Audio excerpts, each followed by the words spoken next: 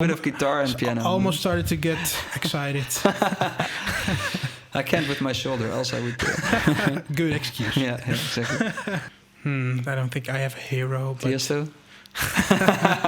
he's more of a guru. Yeah.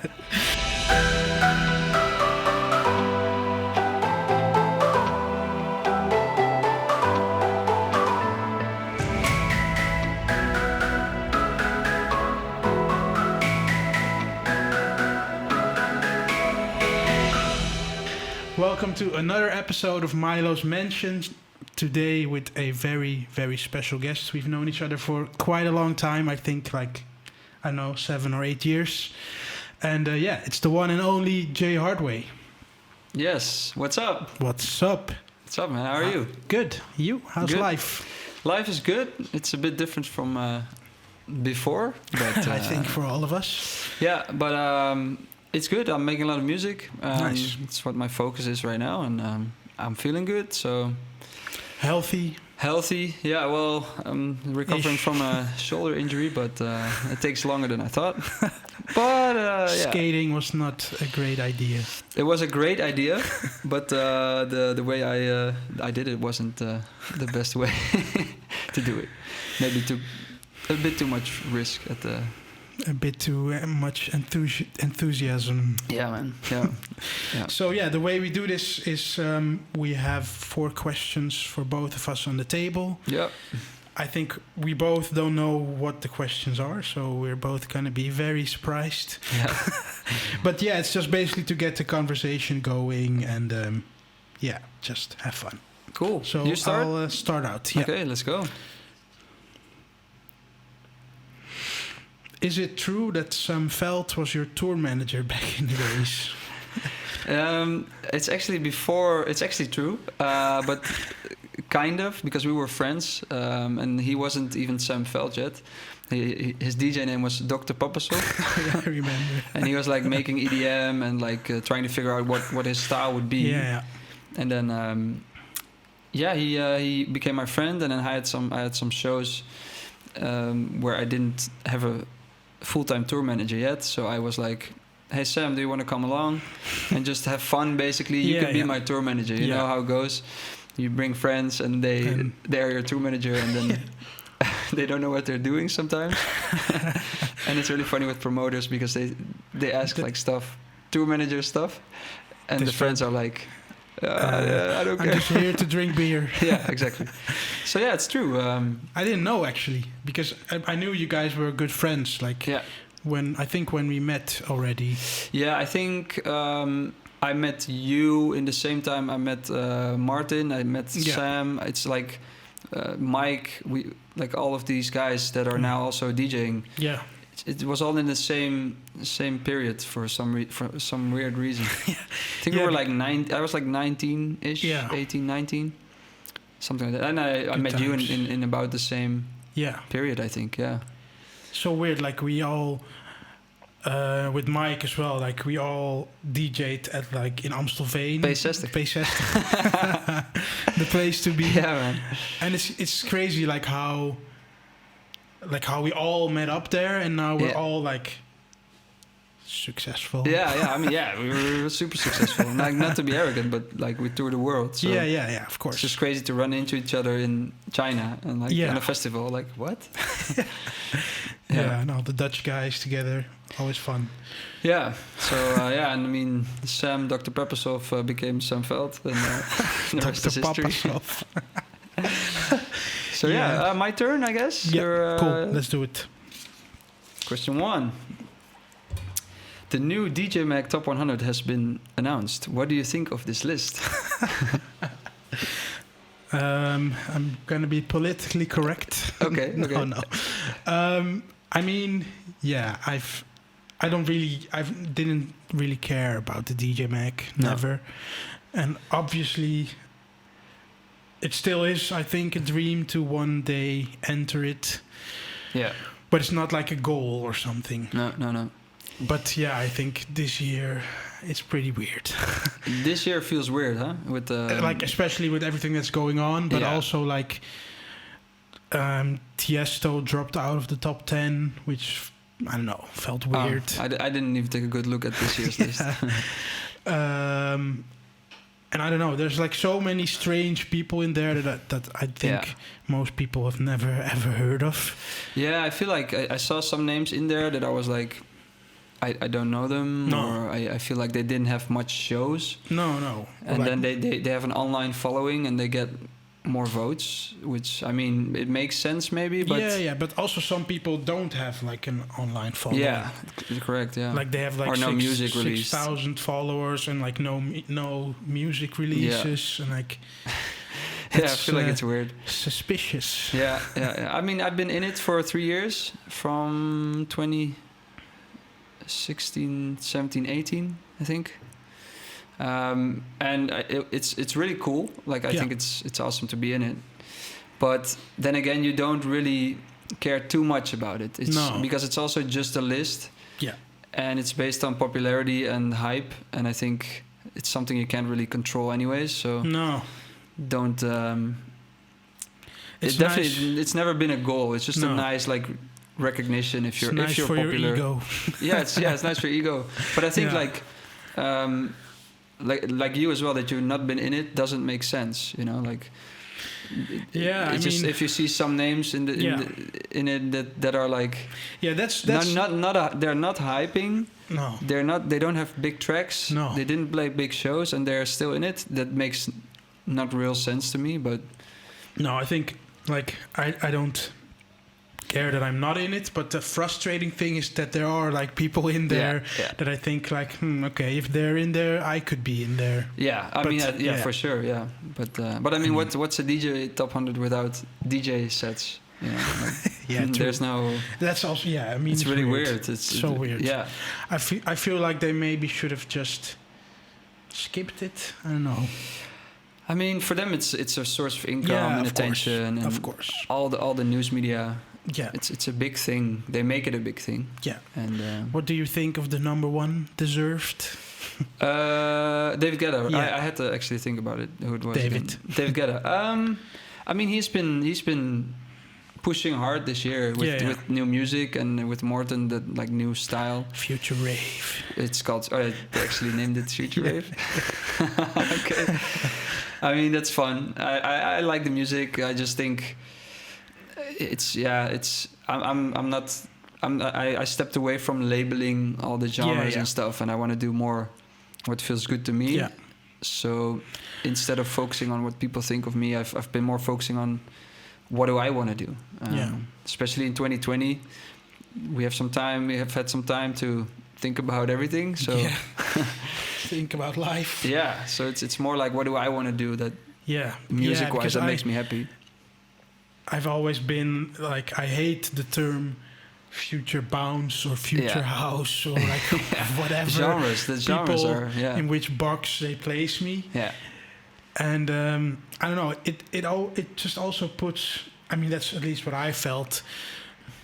It like being placed in the box always gives you like pressure to like if you're just having fun in the studio and you make something and then you're starting to think like, I don't know if people can actually expect this from me, or like if they will like this from me, or if this is weird coming from me. I feel like that's also, it's hard to get out of that. The people have like this idea of who you are, and that it just sticks no matter what you release, and then it's just because people like the bouncy bob-ish songs. I think I did like 3 or 4 of those. And that's like, I don't know, 6 years ago now, and people still talk about those times. And I'm like, well, I mean, I've put out 10 different songs. Exactly, you released a lot after that. Can you please listen to those? Yeah, it's so weird. It is weird, but I mean, it's also like, that's the thing where you can't really control what people think of you or what box they put you in. Because I think for you it must also be weird, like coming from Wizard and like Electric Elephants, like those are big songs. Yeah. And then I know that creates like an expectation from people. Yeah, I always try to do new stuff. Yeah, of course. And then people are expecting something like that. Yeah. and they always want your old style back. But then when you go with an old style, like I released Aliens, which is kind of like, which was at the time already like an older style, and then people were like, yeah, man, I want your new stuff. Like, and then there are also people who love it. Oh, it's the old EDM or something like that. But I mean, you just can't be. You can't make everyone happy. Basically, no. And I think as an artist, you should just decide this is going to be me and my music, and whoever follows me for it, thanks. True. That's how I am seeing it this year, especially. Yeah, I mean, sometimes it's hard. I struggle with that a lot, like finding a new direction to go, like figuring out what to do next. And I mean, I think that goes for the entire music industry, probably, because there's so much music. There's like, I heard that there's 80,000 songs released daily. Wow. Or weekly, but it doesn't matter because it's still a lot. It's a lot. Both. So how to even stand out with a track? You know? It's crazy. I'm curious, like where the whole sound is gonna go. Yeah, and I mean, I don't know if you've noticed, but on Instagram, when I post some stupid funny stuff, it's like it gets a lot of attention and likes, and it's like a stupid joke, you know. Yeah. And then I post something new music which you worked hard on, and then it's like, yeah, we don't care. Where are you being funny? Like, that's what they want to see. It's like so annoying, frustrating, but it's all about. That's the DJ life nowadays, I guess. Cool. Let's go for another question. How was your life before Wizard, and what happened after it? Before Wizard, I lived at my parents. Drunen in Drunen City. Look it up. It's at het Land van Ooit. So I lived in Drunen with my parents. I delivered barbecues, and I finished my bachelor's degree. So I got a degree, and then didn't want to go for a full-time job, and I started delivering barbecues and playing it at the Zeven Lantaarns, which is a small bar in Drunen, and het Hart van Drunen. And then I already met you, and I already met Martin, and so Wizard was in the making, and then Wizard was released, and it was like a switch between 3 months where that was my life. I just how I just laid it out, and it from full-time touring every weekend. Yeah, crazy. In a different country. So insane. Wizard was like a launch for my career, which was just crazy. Yeah. And then Martin took me on a lot of tours with him, so I got to see a lot of big shows and a lot of countries, and from there on out, my own career started to develop as well. So because I remember, like, I was good friends with Martin at the time already, and he was like, I met this new guy from Drunen City, and he's like super talented, and I remember like how that whole thing. It was fun. It was really fun times, like the SoundCloud times. The SoundCloud times, but also like it was the forum times where you couldn't really. We couldn't really dream of being famous from music. We were just like, we want to DJ and make music. Yeah. So that's what we did it for. I remember that was really the only thing we cared about. Just making cool music and DJing at P60 in Amsterdam. That was so much fun. Yeah. But then you had a good night at P60. I remember. Yeah. I actually slept at your place at that night. Oh yeah, a couple times actually. I remember booking you for €50. Yeah, that was my biggest feat to date. I was used to that from the Hart van Drunen. But one very good night where I slept on the toilet at P60, and everybody lost me, and then it's a story we'll always remember probably.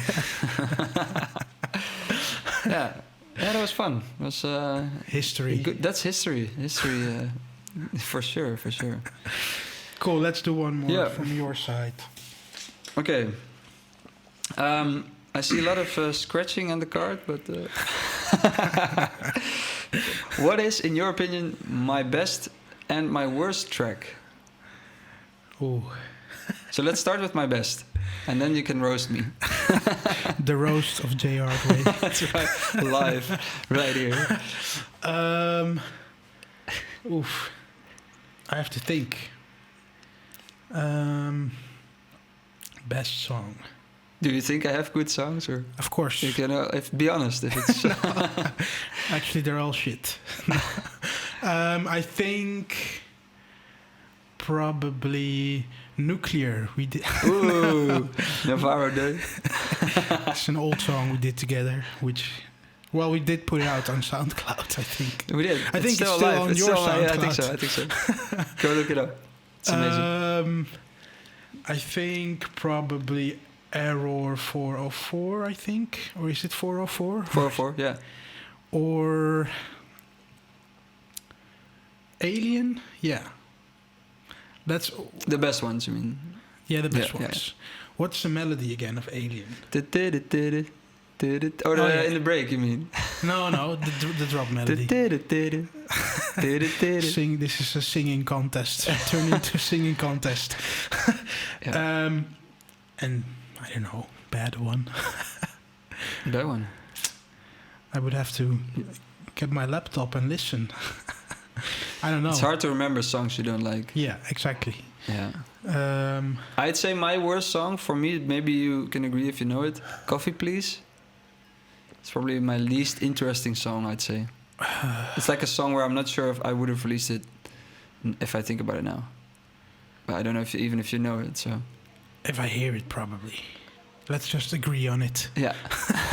But yeah, I have songs actually that I've put out, like that I feel like now, maybe, Yeah. or I should have worked a little bit longer on it. Yeah. Or just maybe put it in the fridge. Yeah. Probably. Like, which one are you? Which one do you feel that you would maybe not have released? Think about it.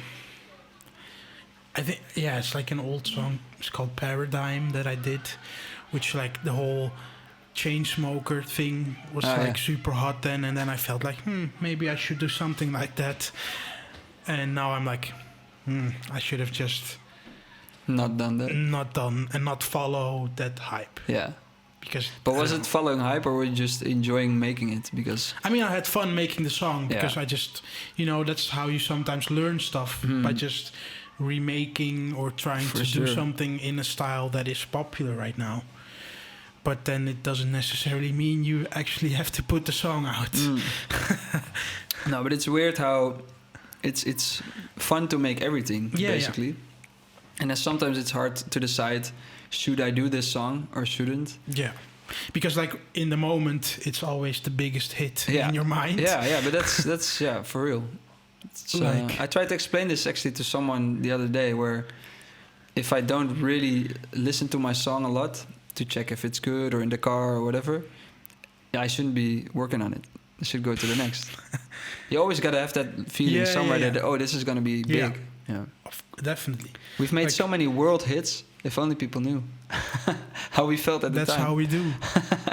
But yeah, I mean, whenever I'm working on a song, like I always play it in my car like 30 times. Yeah, like same. Until all the people around me get super annoyed by it. Same, exactly the same. And it's just, I don't know, it's just hyping yourself up, but also just like being hyped about the song. Yeah, that's also why, I don't know how you have that, but when I release a song, I hardly ever listen to it again. Because then I'm done with it. I've listened to it so many times, and I feel like... But I also have this, like...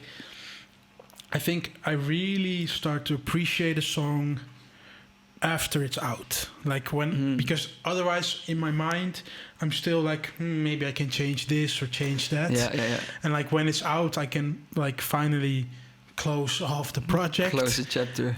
And like actually listen to it like how you would normally kind of listen to a song, I think. Yeah, maybe. Yeah, I'm just... Or sometimes not. Sometimes I kind of get what you mean. Like once it's submitted to... That's what I have submitted to Spotify, and it's going to be released. Then you're proud, and you're like, oh, now it's the song. That's what it is. But then I just feel like I have heard it so many times. And then you still have to play it so many times. Yeah, but that's normally fun. That's that's what I really miss because then you in 2020. It's like you have a song you released, you made it for the clubs, and then you only see it has a lot of plays on Spotify, but you don't see the reaction of people. Does that like make you less motivated now to make music? Or It definitely makes your motivation different, because I feel normally in the studio sometimes you're imagining, oh, what if I am in front of a crowd right now? Sometimes you watch some live sets, and now I just like make totally different stuff, which I'm just like, I like making this because there's no crowd. There's no crowd coming soon, so you can't test the song. No. You can't be like, okay, this would work on a festival. So it's a whole lot different, the process of making music. Yeah. But yeah, I think did you make in 2020? Did you make also like a lot of different styles of music or new stuff, or did you just stick to your kind of routine? Or I think not like super different stuff, but like sometimes I'm just like messing around with like, I don't know, orchestral stuff, and like just messing around with strings for an entire day. Yeah. And then in the end there is like a nice melody, and then I might turn that into a song. Yeah. But I think, I don't know, I have just fun with like, melodies and like messing around with strings, and like I should maybe do like a movie score. Yeah. It's fun to make, actually. Yeah. So I agree. I think that's it's one of my goals to ever be in movie music production and stuff, but I'm not focused on that right now. No. And I mean, I don't know if this is true, but I feel like for those kind of stuff, I mean, I can't play any instruments, a little bit of guitar, but like I always feel like you need to have a little bit of like technical knowledge, maybe. Or it always comes in handy, but I feel like a good melody is a good melody. True. So, true. But I think when it comes to movie scoring, probably you need to be the translator from your mind to an orchestra. Yeah, and that's where you need a lot of theory and skill, maybe also. Yeah, probably. Like the best composers are usually people who play a lot of instruments. Because they know what a violin can do. And so that's why I'm learning violin as we speak. Sick. No, I'm not. No, a little bit of guitar and piano. I almost started to get excited. I can't with my shoulder, else I would. Good excuse. Yeah, exactly. But no, I do sometimes feel like it would be so much easier to just be able to play piano. Yeah. And just, whenever... It's never never too late to learn. Too late to learn, yeah. But like whenever you get like a top line, or you have like this thing in your mind, you can just straight away play it, and it's in there. Yeah, and you're gonna get more feeling into your tracks if you can actually record your piano. True. So true. But like, I don't know, I think it also works maybe the other way around. Like when you have no idea what you're doing with chords. Yeah. Like, I mean, I think we both have a sense of like how to make chords, but like when you don't know all the theory. Yeah, it can help. Sometimes it can help to come up with cooler stuff. Yeah, because that's actually the way how I learned more and more about music theory. Because like you have a chord and there's a bass note, and then you're like, what if I do the bass note on that note? And you basically change the chord. But you just feel it, so you don't think about, it's that chord now. You don't care about that. No. So it can definitely help, especially drawing in chords with... Yeah. Yeah. Cool. Let's go for number 3. You said once... Okay, I didn't know this. In an interview... No, it's nothing crazy.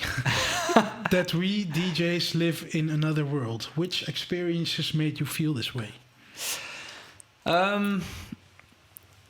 Well, it feels like...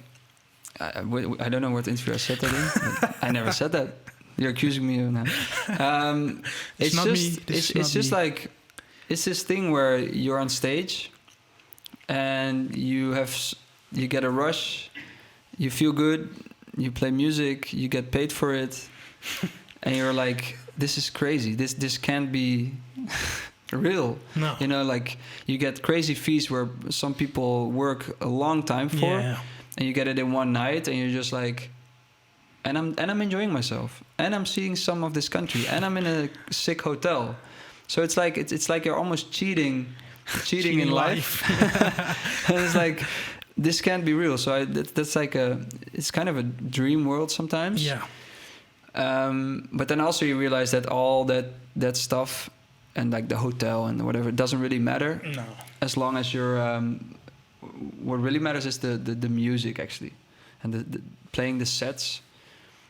And I think the being in a different world can also be like in your private life, like you're always in a different time zone and you're never home, and so in that sense you're also in a different world, I guess. So yeah, I guess I don't know how I came with that quote, but I feel like you were already a very wise man back in the days. Super wise, yeah. Still am. No, but I think it's like really, you're like one of the guys that I really know that like really appreciates like everything. Yeah. Like I think for a lot of us it starts to get normal a lot of the times. Like even being able to live from DJing is already a crazy thing. It's insane. It's like for a lot of us it feels like, yeah, well, I mean, yeah, I'm just DJing and it's like normal. Yeah. But yeah, I think we should always never forget to like appreciate the whole thing. No, I've realized that the whole traveling thing is like you get to visit places that's like, I've been to the Great Wall of China and stuff like that. Yeah. You can't imagine that, and you get paid to be there.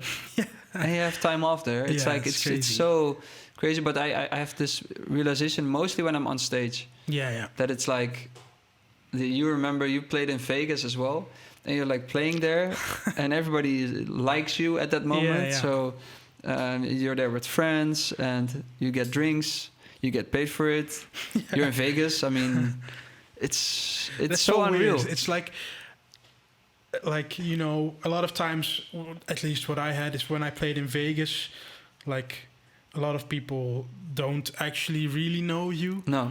But they just see you DJing, and then exactly. they're like, like you're like the guy of the evening. It's same. like so weird. Same. I mean, they're just impressed that you're a DJ there, and then I think we as Dutch people are like, we're just normal guys, and then they're like, it's just a funny thing as well. Yeah. And in that sense, it's also cool to be, like I said, I did a lot of shows with Martin Garrix, and then because you're not the headliner, there's also less pressure on you, so you're just having fun. Yeah. And then people are still like, "Wow, you're the DJ," and I'm like, "Yeah, I'm just this guy from Drunen City." And then when you jump out of the booth, "Whoa, you were so awesome!" And I'm like, "Well, I was just basically messing around, and just having fun." Yeah. That's Yeah, it's weird, but fun. Yeah, I mean, we're blessed. We're in a different world, man. So shall I do the next one? Yeah, cool. Okay, apartment in the city or a large house outside the city? Probably both, but if you have to choose. If I have to pick, I would probably say outside of the city. I don't know. I love partying, definitely. Yeah. But I don't know. I just like whenever I'm home, I like peace and a little bit of quietness. Yeah. And, I'd rather have just a big place where we can party with all my friends. Yeah, with a nice garden and some quietness. Yeah. Than being in the city, and I don't know. It's just too much craziness. Yeah. I would hate living in the city. I could never park my car somewhere. No, because now we're in an apartment that's like, it's in the city, but not in like the center. It's like a little bit out from the center. Free parking. It's amazing. Free parking. That's how we do. For Dutch people, that's everything. Everyone who's from Amsterdam knows. Exactly. Yeah. 750 in the city center. Yep. No, but I would probably prefer that. How about you, being from Drunen City, which is kind of like the rural area of the Netherlands? No, like Drunen is actually not that small. It's like 20,000 people live there. Yeah, that's pretty small. It's nice. Yeah, but it's like a nice town, like a small little town. But it's not like only farmers live there. No. But just messing. I think right now I really love my apartment in the city, and it's like in the center, but not in like the main Amsterdam center. So it's like a little bit to the east, which is a really quiet area as well. Yeah. So the nice thing is I can go for the parties and everything just by bike, but I can also stay at home and have a nice quiet walk around my house. But I think when I ever want to have kids or whatever, then I definitely want to move outside of the city. Yeah. Because I grew up in Drunen. It's Would you move back? No, not to Drunen, I think. I kind of like to be close to Amsterdam. But I don't know. I think I don't think it's that far. It's an hour drive, so it just depends on the house. It just depends on where does my family live. Yeah, true. And nothing in the Netherlands is probably far. No, but if you ask my friends who live down south, which is an hour drive, they think always that Amsterdam is so far. And like, oh, we have to come if you want to hang out, you have to come all the way to Amsterdam.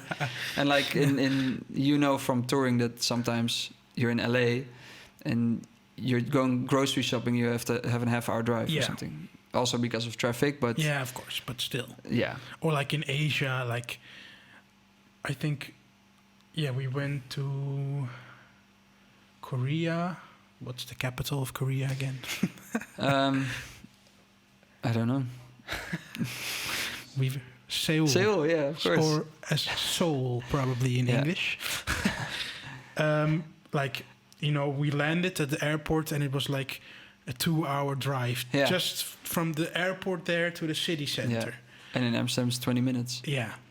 And like in Holland, like within 2 hours you're outside of the country, basically. Easily. Yep. So weird. You're either in the ocean or... Yeah. Are you good with countries and where they are and topography? I don't know how is that called in English, but I'm very bad with it. I think I'm okay-ish. Okay. Well, let's try one. Where is? No, I can't come up with it. Yeah. Let's do a question. Yeah, let's go. Back in July 2020, you posted on Instagram that you found out what is really important to you. Can you tell us a bit more about this? Yeah, I've had time to think when Corona hit and we weren't touring, and I had way more time to see family and friends, and I think that's what I realized that's what really matters, especially family, friends. That's what I really care about. That's like always going to be number one. And also that music and having fun with music really matters as well. So I it's not just like my job, and I don't want it to be a job. It's also something that I need to express myself and to just even if I ever get a normal job, I'm always going to be making music because I feel like it's just part of who I am. Yeah. And I think that's I kind of missed that part as well, the music. Like friends and family were always important. I didn't see them enough. I realized that I want to see them more often. Also when I start touring again. But also music-wise, I don't know how you had that with touring, but I was working on music and then I wasn't home a lot, and then you're playing music, so there's always music everywhere. And I wasn't really taking time to listen myself to music or figure out what I liked. Yeah. So in my spare time, I almost never had any music playing. No. Because I was just sick of it. Yeah. And that's what I realized. That wasn't a good thing. So I feel like, I also realized that. I don't know how that was for you with... I know that I'm always like pretty lazy with like, whenever I'm in my like free time, I'm just like, well, okay, whatever. I'll just put on Spotify top 50 hits or something. Yeah. And I never really like explored new music and like new stuff. Yeah. Like, same. I did we do for like our sets and stuff. Yeah, But- it's just way different. Yeah, but that's so different. Yeah. Yeah. It's like you're figuring out what works, or this mashup of this hit, Yeah. because they will sing along. It's Yeah. nice. But this year I've added a lot of songs to my private Spotify list. Yeah. Just which I realized, hey, I love enjoying. I like listening to music Yeah. in my spare time as well. I should do that actually. I've never done It's good to. I think for me it was good to. I could afford it, so to speak. Like financially, I could afford to not work for a couple months. Yeah. So I would go to the studio, but I wouldn't pressure myself into having to make anything. No. So I was live streaming, or sometimes gaming or whatever. And I think that gave me the peace to like. Yeah, it was nice to like explore that again. Yeah. Explore music again. and not really have the pressure of like. Yeah. Because like when it's like the busy schedule, like you're like touring and then you get back and you're like, oh wait, I'll have to put a song out again. Yeah, you have to finish these songs, and it's always work, and it becomes work, and I think that's not how you want to view making music in the end. No. Part of it, but not. There should be always a little bit of playtime. Yeah. So. I mean, that's... I'd say maybe 50-50. Yeah, probably. 50% in the studio experimenting, 50% just grinding it out, finishing stuff, which is annoying, but it needs to be done. Yeah. I mean, that's what I always... Like, when I look back to P60 times, it's like, now we have... I mean, that's part of growing up, obviously, but now you have also like financial responsibilities. We all have bills to pay, and like you have people working with you, so you have like somewhat of a responsibility to those people. And it's like, I don't know, it makes it feel like work, because I mean, obviously it is kind of work. Yeah. But yeah, it's weird, like how, like sometimes when I listen back to old stuff, I'm like, how the hell did I come up with this stuff? Yeah. Like, I could never imagine coming up with those things now. Yeah. Yeah, just playing around. Yeah, exactly. Yeah. I went to my old... I did this a couple of weeks ago. Went through my old SoundCloud uploads, which are private. And you're just like, there's so many ideas for songs that are so unique or whatever. It probably wasn't good enough to release, but it was like... It's so weird to and I don't want to lose that. So I think that's also what I meant with like I want to keep that fun in making music, because then you just make better stuff. Yeah. So agree. SoundCloud. I remember SoundCloud now times. You guys have to look this song up. Nuclear. We actually on Dance Fair we went to the Protocol booth. I remember playing the demo there. I don't remember. It's like, I don't know, so many years ago. And we went to the Protocol stand, and we actually played them this song. And they were like, I don't know. You guys, maybe the kick is a little bit too loud. And like, because I remember it's like a super hard. Yeah. Weird. Like, thinking of how what happened, like... I remember Dance Fair was probably the first Dance Fair. Yeah, probably. And I remember also walking around with demo CDs, and like DJs, I was like, oh, Laid Back Luke, and like Alvaro, and like if I ever like get the chance, if they listen. And now it's like, you meet Tiesto, and it's like, hey man, what's up? Like, so you meet all these DJs, and now you also realize they're just other dudes, they're just... Yeah, I mean, we're all just people, like, there's nothing too special about it. No. But it is, but it isn't. No. Like... And, like, even, like, the big legends are just, like, people having fun. And like, yeah, exactly. It's not like they do... I mean, they make good music, but it's not like they do something supernatural or something. No, it's like... Well, it's the same thing as that we wanted to become DJs, and we were just like, yeah, we're gonna do that. And I don't know for you, but for some friends were like, nah, dude, only a few people get to do that for a living. And I was like, yeah, but I'm gonna do it. And then they're like, you're not. They were like, and then you just do it. Yeah. I think that's also the thing. What you realize with like guys like Tiesto, they just do it. Yeah. And just there is no impossible doesn't really exist. No. You know, you always can work your way around things. Yeah. Or, like also big collabs, you can just DM big artists. Who Yeah. knows? Like if you think, oh no, they will never respond. No, then they will never No, respond. of course. Yeah. So yeah, that's how you That's how you kind of get make your things- own luck as well. Yeah, exactly.